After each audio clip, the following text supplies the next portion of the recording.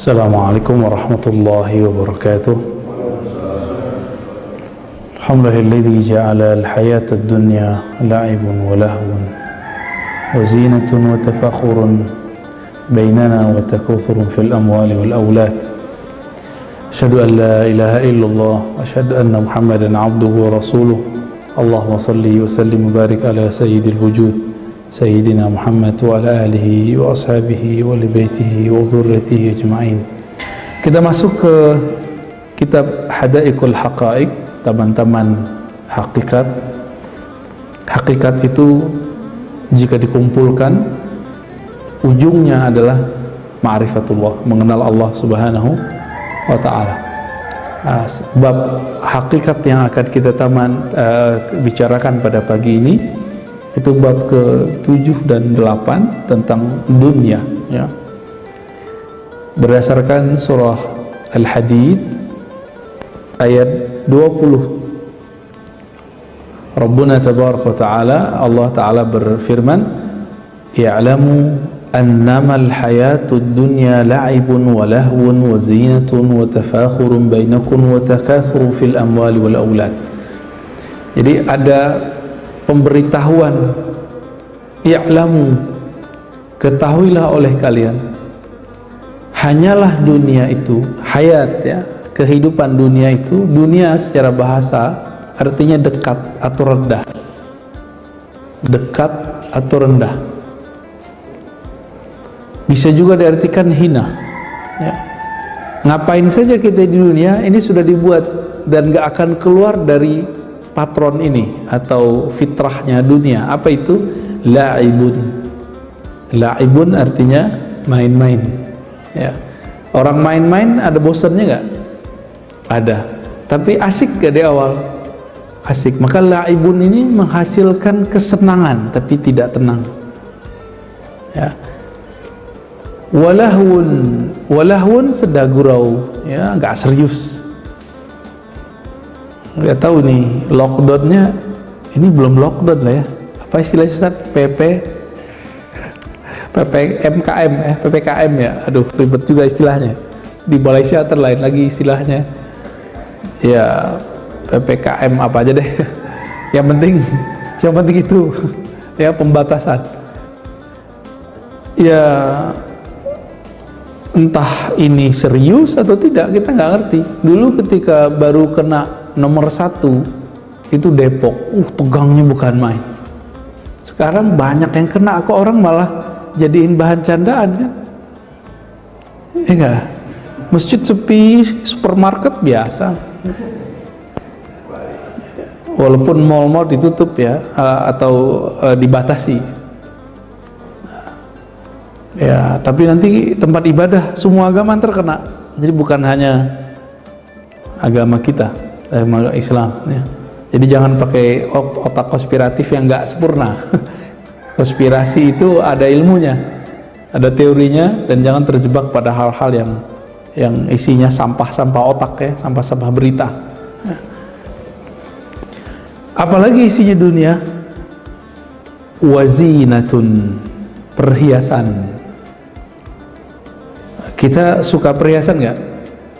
Mulai dari baju, pakaian, ya, semua. Apalagi perhiasan yang ada di tubuh, termasuk perhiasan bentuknya rumah, pernak-pernik rumah. Makanya kalau benerin rumah ada ujungnya nggak? Kayaknya ada aja kurangnya, ya. Termasuk kendaraan, sama-sama naik kendaraan, beda merek aja udah beda cara mandang. Nah, ini zina, bisa disebut style, ya. Dunia itu gaya-gayaan aja, ya. Dunia itu orang berlomba untuk gaya-gayaan. Maka orang yang hidup dengan style seperti ini, capeknya bukan main, ya. Dan kita masih segar dalam ingatan kita. Ibu-ibu punya tas harganya sekian M, ya.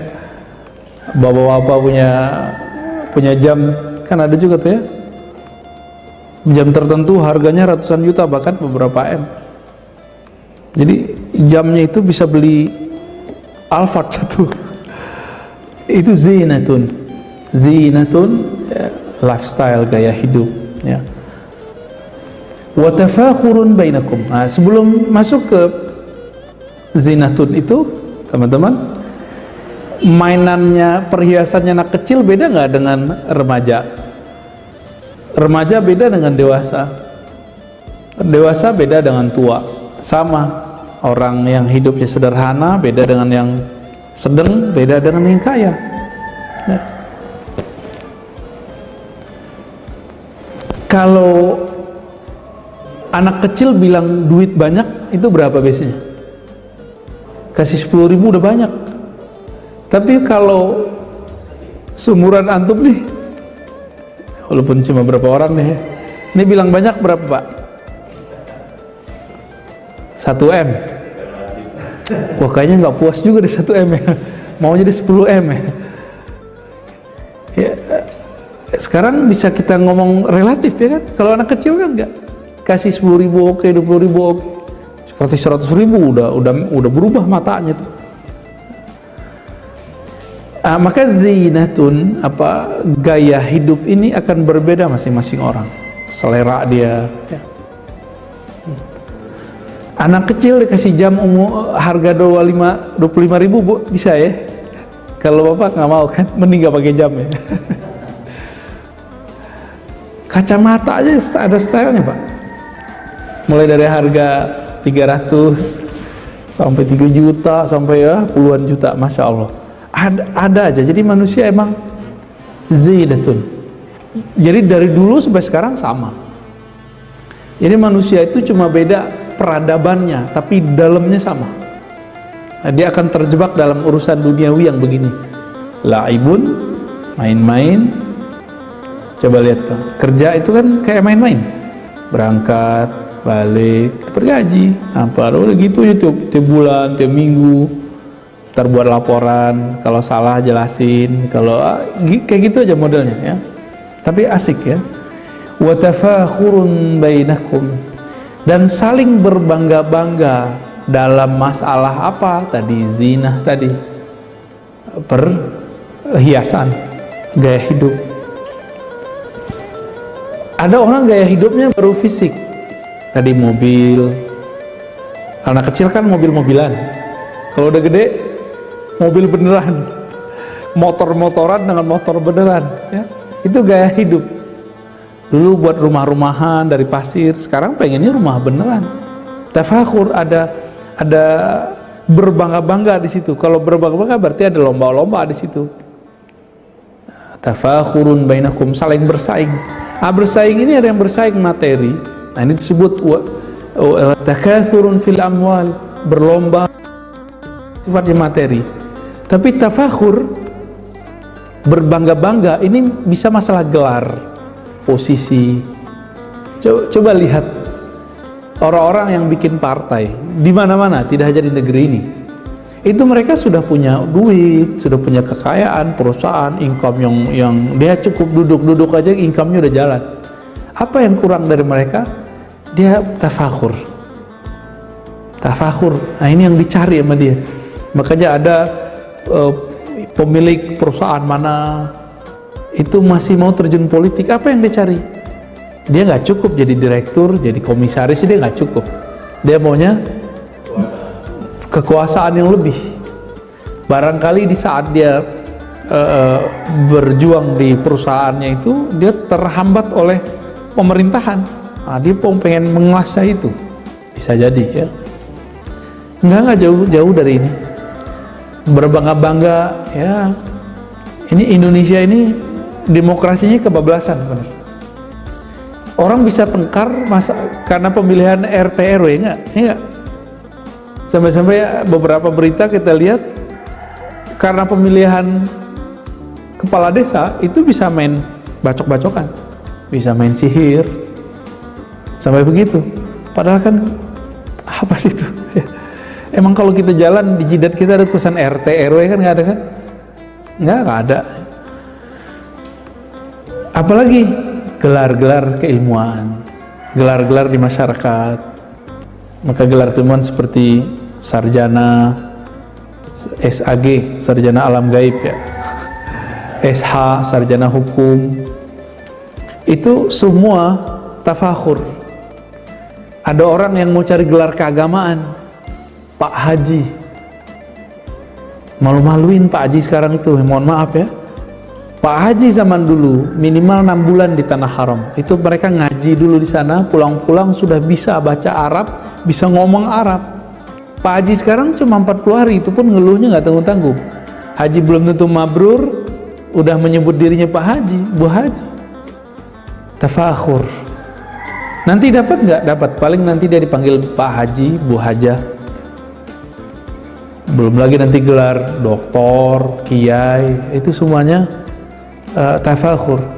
Maka jangan heran, ada pernah suatu masa di negeri kita branding ustadz tertentu supaya disebut kiai, dia buat pesantren semu, biar nanti kalau disebut profilnya pimpinan pondok A, padahal bukan dia ngajar, nggak pernah ngajar, orang aja ditaruh di situ. Beda sama kiai-kiai kita yang dulu kiai itu bukan bikin bangunan dulu. Kiai itu bikin spiritnya bangunan. Ngapain orang di pesantren? Ruhnya pesantren ngapain? Taklim. Kalau taklim berarti ada muallim, ada guru, ada murid. Tadi ada taklim, ada 3 ya. Apalagi bangunan nyusul. Bangunan nyusul itu. Ini mohon maaf juga nih, banyak orang-orang yang sudah sukses secara harta, materi, mau beli pesantren, silakan beli. Mau bikin pesantren, silakan bikin. Tapi yang ngerti ruhnya pesantren siapa? Ya kiai. Akhirnya minta cari-cari kiai kemana. Emang bisa bikin pesantren comot-comot kiai begitu? Nggak akan bisa. Lihat nanti hasilnya apa. Pesantren, kiainya dicomot dari mana? Itu si pemilik, owner, itu ngerasa dia berhak ngatur-ngatur. Apa yang terjadi? Si kiai nggak nyaman, pasti ganti. Begitulah nanti. Maka para kiai jangan mau juga diatur-atur. Kita kan kalau taklim udah ada kurikulumnya, udah ada agendanya. Yang ngerti urusan pesantren ya kiai. Seharusnya dibagi-bagi tugas. Kalau taklim, spirit pesantren, nah ini kiai yang ngurus. Nah, Pak Kiai untuk manajemen pembangunan biar saya yang urus, gitu. Akhirnya dia memandang kiainya tetap gurunya. Kalau enggak, dia menganggap kiai itu karyawan. Ini hati-hati ini. Ini su'ul adabnya orang berduit, mentang-mentang berduit bisa gaji orang. Ini hati-hati. Kiai kita dari dulu nggak pernah begitu.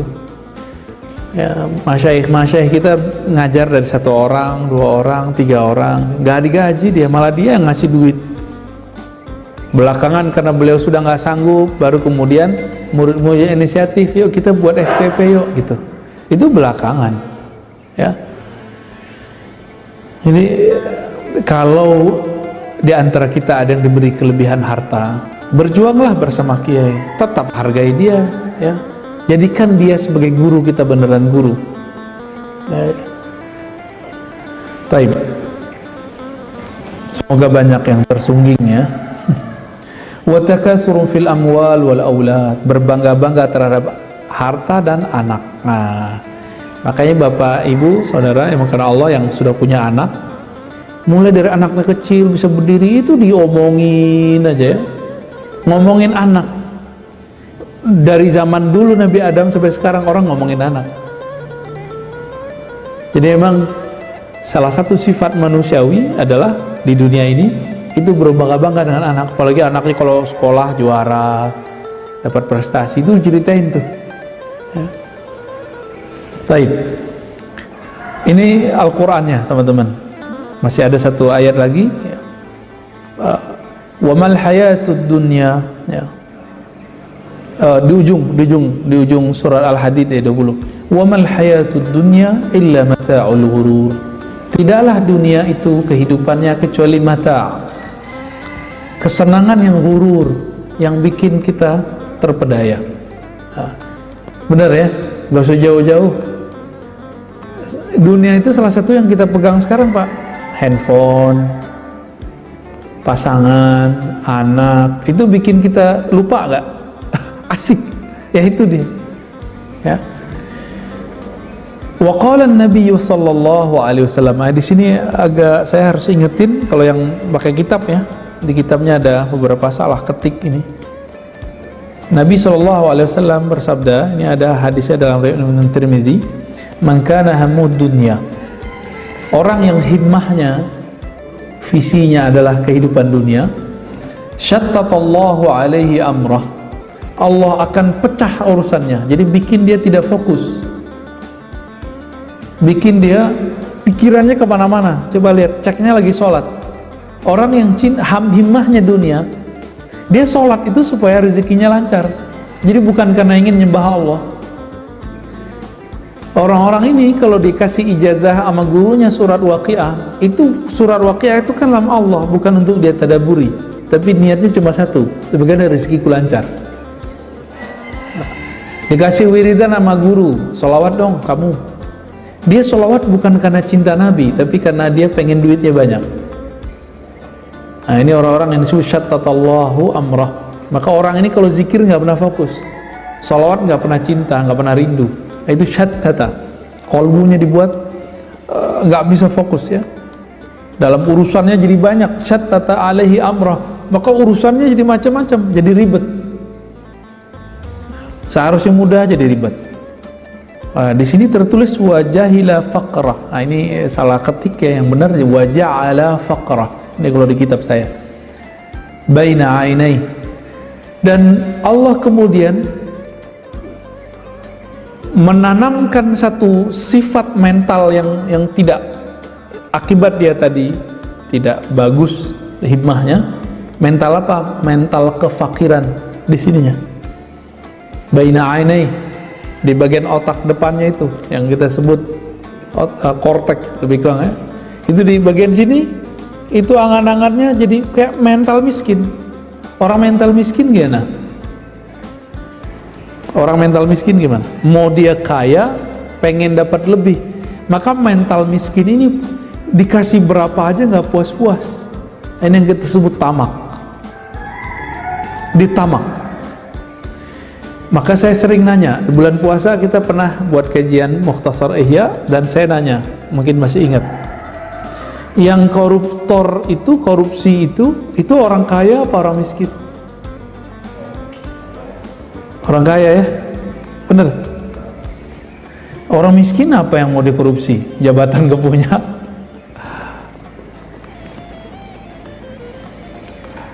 Jadi ada penyakit orang yang cinta dunia. Apa penyakitnya?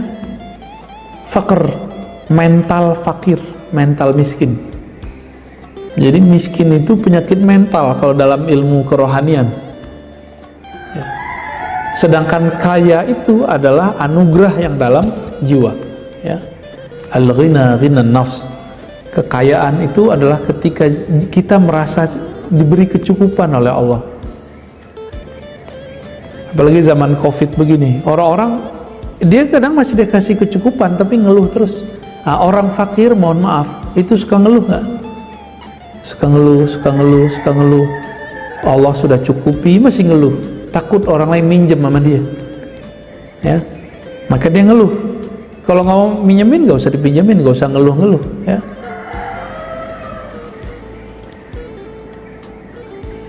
Walam ya'tihi minha illa ma kutiba lahu illa ma kataba lahu. Dan Allah tidak berikan dia dunia kecuali yang sudah ditetapkan bagi dia. Berarti sebatas dia usaha, segitulah dia dikasih. Wa man kana hammuhu al-akhirah jama'a Allahu syamlahu wa ja'ala ghinahu fi qalbihi wa atathu dunya raghimah ya. Siapa yang himmahnya visinya akhirat, Allah jadikan, Allah kumpulkan, urusannya dipermudah, pikirannya pun jadi ringan ya. Wa ja'ala ghinahu fi qalbihi. Lalu kalau tadi kefakiran itu mental yang ada di sini, angan-angan, kalau ini kebalikan, orang yang himmahnya akhirat, Allah tanamkan cahaya namanya Al-Ghani di dalam kolbunya, sehingga orang itu punya rasa kecukupan. merasa cukup aja, cukup gitu. Jadi nggak ada ngeluh. Orang kalau berkecukupan, dia mengeluh nggak? Dia nggak ngeluh. Ah, ini dia. Wa atathu dunya raghimah. Lalu dunia datang kepadanya, ya seperti kita narik hewan ternak itu kan hidungnya bisa dikasih tali tuh ya. Nah, terserah dia mau ngapain. Nah, ini masalahnya bukan masalah kaya atau miskin, ini masalah mental, ya. Cinta dunia atau cinta akhirat. Wa qala sallallahu alaihi wasallam, man ahabba dunya adarra bi akhirati. Ya. Orang yang cinta dunia, maka dia akan merusak akhiratnya. Ini ada di riwayat Imam Ahmad dan Hakim. Wa man ahabba akhiratah adarra bi dunya. Siapa yang mencintai akhirat, dia akan mengorbankan dunianya. Wa kataba ba'dahu, apa lafaz berikutnya, ya. Fa'atharu ma yabqa ala ma yafna. Fa'athiru, ya. Maka dahulukan apa yang kekal terhadap yang fana. Yang kekal yang mana? Yang akhirat, ya.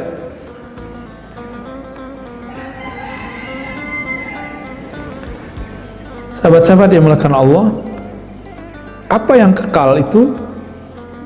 Pertama, mengenal Allah. Yang kedua, ritual menyembah Allah. Itu kekal. Pertama, mengenal Allah. Maka pertanyaan masuk kubur pertama kali apa? Masih ingat? Man Rabbuk? Siapa Rabbmu? Artinya orang ketika bangun nanti di alam kubur, Bapak nih, kita kalau bangun di alam kubur nanti, itu seakan-akan kita bangun tidur, nggak nyadar kalau sudah mati. Kapan sadarnya? Kalau ada mungkar nakir nanya. Kalau mungkar nakir nanya baru. Kalau di hadis Imam Nasai itu disebutkan, jika orangnya soleh, yang bertanya ini wajahnya bagus. Kalau yang nggak soleh, wajahnya kayak pocong gitu, Pak. Jadi apa yang paling menakutkan dalam diri kita ntar datangnya seperti itu. Baik.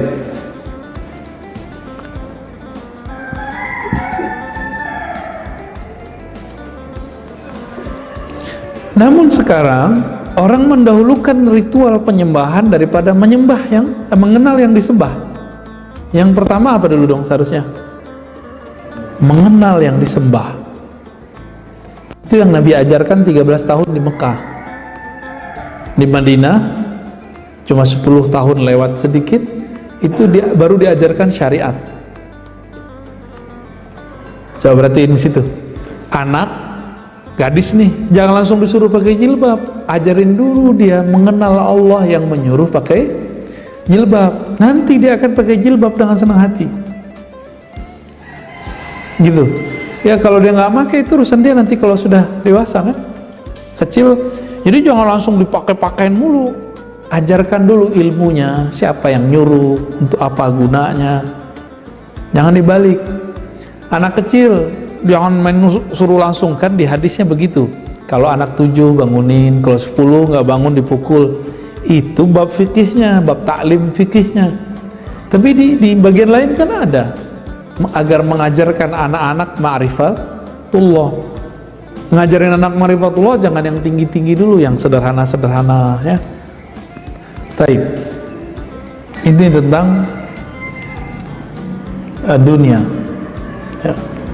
Lalu ada sebuah hadis, ya, riwayat Imam Tirmizi juga, "Lau kanatid dunya tazinu 'indallahi junah ba'udha ma saqa kafiran minha qatrata ma wallahi ma dunya fil akhirah illa kama yaj'al ahadukum isba'ahu fil yammi falyanzur bima yarja."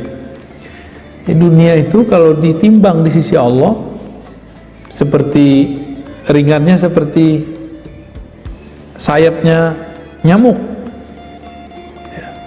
sehingga tidak bisa diberikan untuk orang kafir, apalagi mukmin. Wallahi, Nabi kemudian bersumpah, mad dunya fil akhirah, dunia sama akhirat itu. Jadi teman-teman, silakan serius membangun kebahagiaan di masa tua. Tapi ingat, kita ada masa nanti yang nggak pernah tua. Ini yang harus dipikirin. Yang ada tuanya di situ. Orang di neraka umur 30-an, orang di surga umur 30-an. Dan itu abadi terus. Nah, ini yang dikatakan di hadis tadi. Dunia itu sama akhirat, kalau mau diukur nikmatnya, coba tangan kita celupin ke laut, tetesan yang nempel itu itulah dunia. Kebayang akhirat nikmatnya gimana? Nggak ada ujungnya, nggak ada ujungnya di akhirat itu. Itu sebabnya kita pasti merasa heran, kok ada majelis zikir yang rame sebelum pandemi ya? Rame, orang datang dari mana-mana. Ternyata Nabi menyebutnya Raudhatun Jannah, ya, Riyadul Jannah, taman-taman surga. Jika engkau melewati taman surga, maka petiklah, maka iciplah di situ. Ada perintah begitu dari Nabi SAW. Berarti di dunia ini ada taman-taman surga. Maksudnya apa? Sayyidina Ibrahim dalam hadis yang sahih itu ngirim salam untuk umat Nabi Muhammad SAW, lalu mengatakan, hai umat Muhammad, ketahuilah bahwa surga itu tanahnya subur, tetapi belum ada pepohonannya. Nyambung dengan hadis Imam Tirmizi tadi, taman surga itu apa wahai Rasulullah? Qala hilakul dzikr, halaqah zikir. Jadi jika ada orang berzikir di dunia, itu langsung dia nanam, Pak. Antum nih baca subhanallah, Ustaz, langsung ada pohon di sana. Subhanallah bihamdihi, subhanallah, langsung ada pohon tuh. Dan gedenya bukan main. Kalau kita zikir 100, teman kita 101, ya banyakkan dia. Kita 100, dia 1000, banyakkan dia. Maka mau buat coupling surga, couplingnya dengan zikrullah, ya. Dalam hadis itu dikatakan, Nabi Ibrahim berpesan, taman-taman surga itu diciptakan Allah dari tasbih, subhanallah, takbir, tahmid, tahlil, subhanallah, alhamdulillah, wa la ilaha illallah, wallahu akbar. Cuma kita nggak lihat ya, belum lihat ya, karena belum lihat jadi nggak yakin, karena penglihatannya pakai ini. Kita ini kenapa disebutkan sama dengan binatang ternak oleh Allah Ta'ala? Karena pandangannya cuma pakai mata ini. Kalau pandangannya begini ya kalah sama kelelawar. Kelelawar jorok jauh juga bisa lihat. Bener gak? Kelelawar dari jarak jauh udah bisa baca. Kalau cuma pakai mata ini, kita baca subhanallah nggak lihat hasilnya, makanya nggak percaya. Itulah sebabnya kenapa orang mau macet-macet ria nih sebelum pandemi, masa pandemi sama, mulai dari jam 7 sampai jam 9 itu macet di jalan, nggak takut kena covid. Macet-macet di MRT, di bus, orang nggak takut. Tapi untuk duduk sejenak baca la ilaha illallah, atau ketika dia antri itu dia baca subhanallah, itu kayaknya sulit nyarinya. Hari ini manusia lebih senang yang bisa terhibur telinga, maka pada pakai headset, dengerin musik terus. Ya kita nggak melarang orang dengerin hiburan, tapi kalau seorang mukmin hiburan basicnya apa? Menyebut nama Allah Subhanahu wa Ta'ala, ya. Jadi kalau antum hitung nih, kita sebenarnya cinta dunia apa akhirat sih? Cinta dunia, kerja mulai dari jam 8, pulang jam 4, bener? Itu untuk apa? Biar bisa bikin rumah, bisa beli mobil, anak-anak bisa sekolah, bisa makan enak. Dunia nggak tuh? Itu penting. Oke, sekarang minimal ada backup lah untuk akhirat. Pagi sebelum berangkat zikir nggak? Pulang zikir lagi nggak? Zikir di luar sholat wajib loh ya. Sholat wajib itu terlalu standar lah untuk seorang yang soleh. Itu aja ya. Setelah ini riwayat-riwayatnya kurang sahih. Ada satu yang bisa dipakai. Hubbud dunya ra'su kulli khati'ah. Cinta dunia adalah awal pokok dari semua kesalahan. Gitu. Kenapa ada orang di dunia ini ria? Ria itu pengen dipuji nggak? Pengen dipuji itu duniawi nggak? Duniawi juga. Rusak nggak amalnya? Allah sebut fawailul lil musallin, celaka bagi orang yang salat. Ya. Taib, babus tsamin, bab yang ke-8, fil amal, mengenai angan-angan. Ini pendek kok, jadi kita baca dikit aja. Kata beliau, Imam Syamsuddin Ar-Razi, "I'lam anna al-amala huwa ar-raja." Dalam bahasa Arab ini unik, ada amal pakai ain, ada amal pakai hamzah. Apa bedanya? Kalau amal itu aktivitas real, kalau amal pakai a itu angan-angan doang. Jadi kerja itu angan-angannya doang, bukan otaknya yang bekerja, bukan angan-angan. Oke, bisa bedain? Contoh, wah saya pengen bangun rumah nih, ntar begini, itu angan-angan namanya. Kalau orang kerja gimana? Jadi langsung dia kerja, dia nabung, jadi.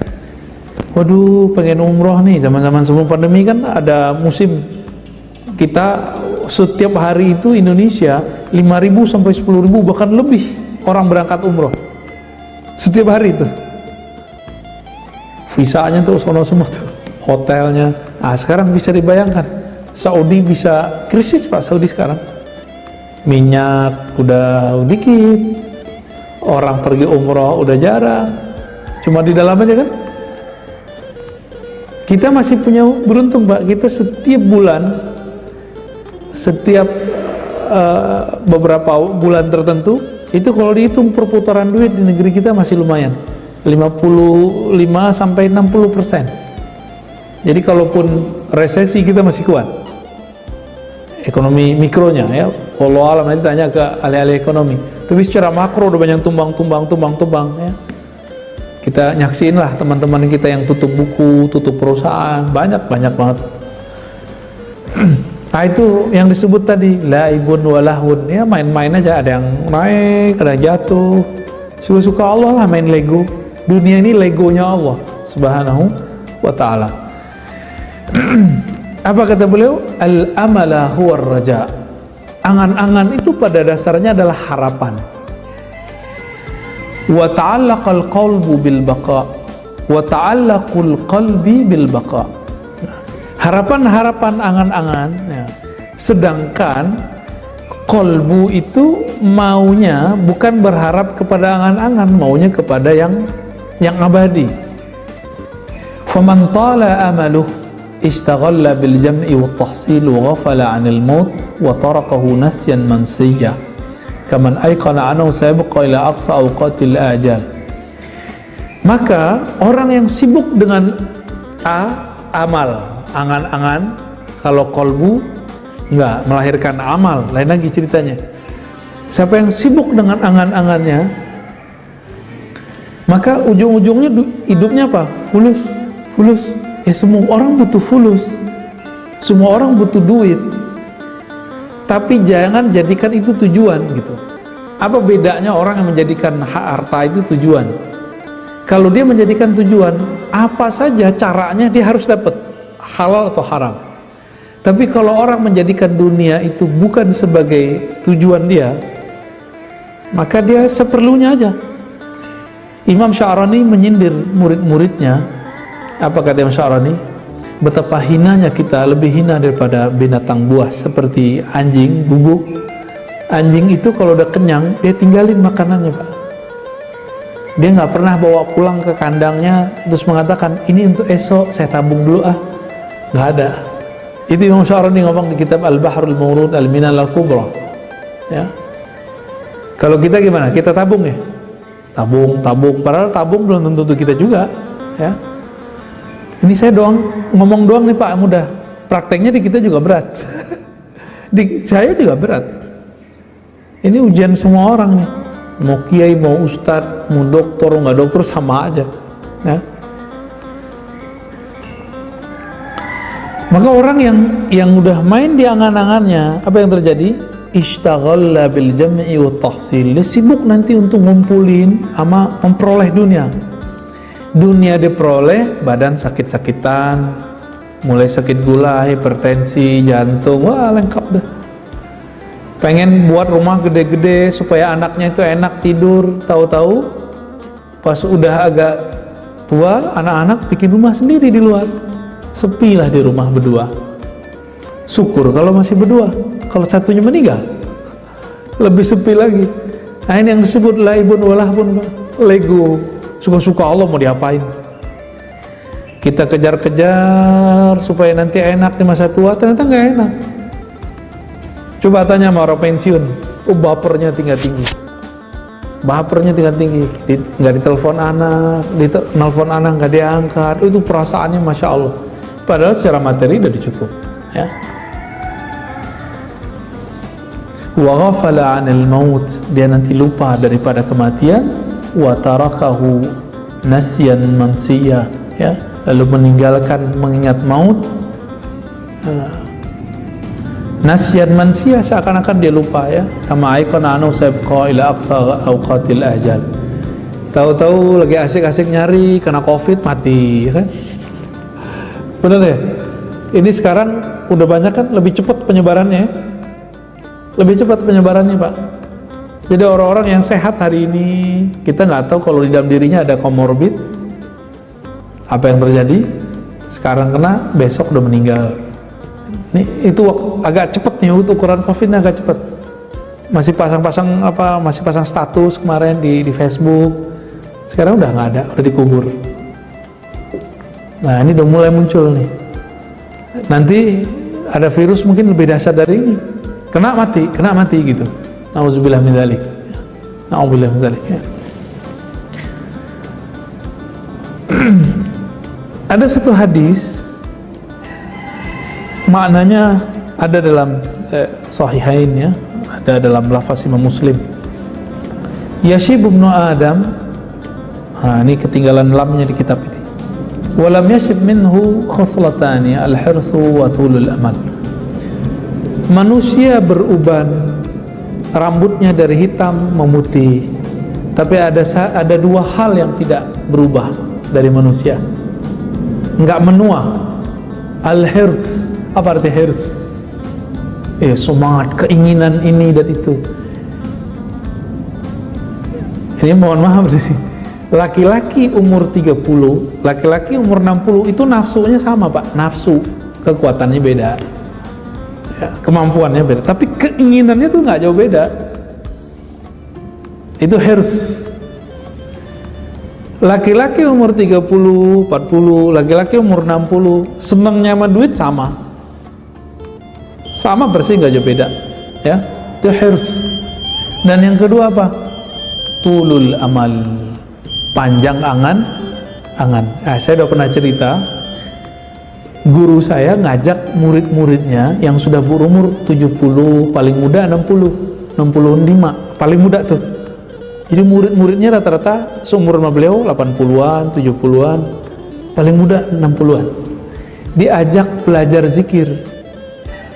Apa kata murid-muridnya yang tua-tua ini? Abuya, Kiai, nanti aja kalau udah tua. Dia lupa kalau dia sudah tua. Karena keseringan ngomong dari umur masih muda, nanti aja belajar zikirnya kalau udah tua. Terulang, dan saya dengar langsung, Pak. Ini belum lama, sekitar 3 tahun lalu lah, 4 atau 3 tahun lalu.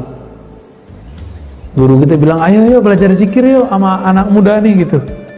Apa yang terjadi? Saya kaget denger itu. Tuh, nanti aja tua Buya gitu. Di sana kan kalau Kiai panggil Buya, ya. Beliau agak marah, agak kesel gitu. Apalagi nih kalian udah tua semua, umur 60, 70. Kita juga kaget. Udah keriput, udah giginya udah jatuh-jatuh semua lah. Temennya udah separuh mati, Pak. Itu majelis saya masih ingat, masa saya masih remaja dulu, itu majelis rame. Tersisa waktu kemarin itu cuma 15 orang. Dan mereka belum merasa tua. Benerlah kata Rasul kan, tulul amal, panjang angan-angan. Merasanya masih mau hidup panjang nih. Nah, di ujung kan kalimat disebutkan gitu. Aiqana annahu sayabqa ila aqsa awqatil ajal. Dia masih berpikir dia umurnya masih lama. Gitu. Udah Covid begini, reuni yang sudah umur 60, apa katanya? Ntar kalau Covid berhenti kita ngumpul lagi ya. Nggak paham juga nih kondisi dunia bahwa Covid itu sudah global, nggak ada ujungnya ini. Jadi jangan antum berpikir, terserah tanya ahli kesehatan kalau nggak percaya bahwa Covid ini ada ujungnya. Nggak ada ujungnya. Dulu ada prediksi negara akan mampu menanggulangi sekian tahun, paling cepat 6-7 tahun. Nggak ada. Ribet, mikirnya udah ribet. Negara kita ada ngutang vaksin, diam-diam aja kan negara kita biar kita nggak panik. Kalau panik lebih gawat lagi. Jadi, agak-agak ribet ya. Cuma alhamdulillah negeri kita, negeri timur, budayanya budaya sosial, sukanya ngumpul-ngumpul. Kalau orang barat udah biasa pak, tinggal di apartemen, nggak sapa-sapaan, paling kalau di Prancis bonjour ya, good morning, gitu-gitu doang ketemu. Nggak ada yang serius mereka. Yang bangsa kita ini orang suka ngumpul-ngumpul. Nah, maka saya khawatir justru kalau kita dibuat lockdown total, yang terjadi adalah stres yang tidak berkepanjangan, malah lebih cepat orang meninggal ya. Atau muncul nanti penyakit-penyakit psikis yang lebih berbahaya. Jadi kita bersyukur negara kita cuma disebutnya apa? PPKM ya, darurat. Ya udah, masih syukurlah. Ini kalau orang kedokteran murni bilangnya apa? Harus lockdown. Karena mereka masih panjang angan-angan, dikira ini ada ujungnya. Dengan lockdown berhenti. Siapa bilang berhenti? Nah, jadi dengan adanya transportasi yang dari mana ke mana, ini kan masih terbuka pak. Itu bisa penyakit itu dalam sehari bisa nyebar kemana-mana. Ya. Maka Nabi SAW mengatakan, Inna akhwafu ma akhafu ala ummati al-hawa wa tul amal. Yang aku khawatirkan kepada umatku bukan miskin, bukan syirik. Nabi gak khawatir umatku kuat-kuat akidahnya. Yang dikhawatirkan apa? Al-hawa, keinginan hawa nafsu, wa tulul amal, dan panjang angan-angan. Maka coba mulai dilatih diri ya, puasa zahir batin. Jangan hanya puasa zahir, puasa batinnya juga. Puasa batin itu dengan cara mengurangi angan-angan. Ya. Apa kata beliau di ujung nih? Di ujung nih paling keren nih kalimatnya. Wa'lam anna qasral amali min a'zamis sa'adat. Pengen bahagia nggak? Pasti kita pengen bahagia. Cara bahagia cuma satu, pangkas angan-angan. Jadi a'zamus sa'adat, orang yang paling bahagia di muka bumi, orang yang dirinya paling tidak terikat dengan bumi. Orang yang paling bahagia di dunia, orang yang kolbunya tidak nyantol ke dunia, sehingga dia bisa memangkas angan-angannya. Gitu. Kita ngebanyol lah. Saya kan, teman-teman saya sekarang lagi naik-naik umur-umur sebelum 40 ini. Itu masa-masa lagi nanjak semua karir. Beberapa kawan saya ngomong gini, aku kalau nggak punya utang, itu kayaknya hidup nggak ada tantangan, nggak ada bergairah bekerja. Ngutang aja gitu. Jadi utang itu dijadikan sebagai cara supaya rajin nyari. Tapi coba rasa-rasain pak, enakan hidup nggak ada utang atau nggak ada utang? Ada utang nih atau nggak ada utang? Enakan hidup yang mana? Hidup yang kredit atau yang cash? Secara kolbu nih kita nanyanya, bukan secara semangat nyari. Pasti kita pilih yang tidak berhutang. Cuma teman-teman kita pengusaha buat kaidah hadis pengusaha, hadis at-tajir, apa kalamnya? Inna dain minad din. Berutang itu bagian dari agama katanya. Berutang bagian dari iman. Jadi mereka itu agamanya agama mencari hidup itu dengan cara berhutang dulu. Itu konsep hidupnya, ya. Ya terserahlah, silakan dilalui hidup begitu. Tapi Nabi SAW, kita lihat baginda Nabi SAW menghindari hutang. Beliau daripada menghutang lebih baik menggadaikan salah satu baju zirah, baju tahan bacok itu ya, yang pelindung ketika perang. Dan beliau memilih menggadaikan. Ini saya nggak nyuruh antum menggadaiin ya. Kalau antum kan udah ngutang, gadain lagi. Jangan, nggak ada dua-duanya, jangan. Tapi kalau terjepit, Nabi menggadaikan. Kepada siapa Nabi menggadaikan? Kepada orang Yahudi. Ini bukti bahwa boleh interaksi dengan orang-orang Yahudi dalam urusan duniawi. Ya. Nah, itu Nabi SAW. Ternyata Nabi berdoa, ya Allah lindungi aku daripada ghalabatud dain, belenggu hutang, dan qahrul rijal. Ya, qahrul rijal ini tekanan orang yang menekan, ya mungkin debt collector dan sejenisnya itu. Jadi Nabi sudah melakukan itu. Maka teman-teman coba wiridkan itu jadi doa. Gak usah pakai bahasa Arab, pakai bahasa Indonesia boleh. Tapi kalau Arabnya Allah mina'udzubika min ghalabatid dain wa qahril rijal. Minimal sekali sehari aja. Ya Allah lindungi aku, jaga aku daripada belenggu hutang. Kalaupun berhutang tapi tidak membelenggu gitu. Amin ya rabbal alamin. Kira-kira itu teman-teman. Kalimat inti di kitab ini ada di ujung tadi. Jika ingin bahagia, maka pangkas angan-angan. Jangan banyak pikirkan dunia. Jalani aja hidup di dunia. Kerja ya kerja, tapi jangan nyantol hati pada tempat bekerja.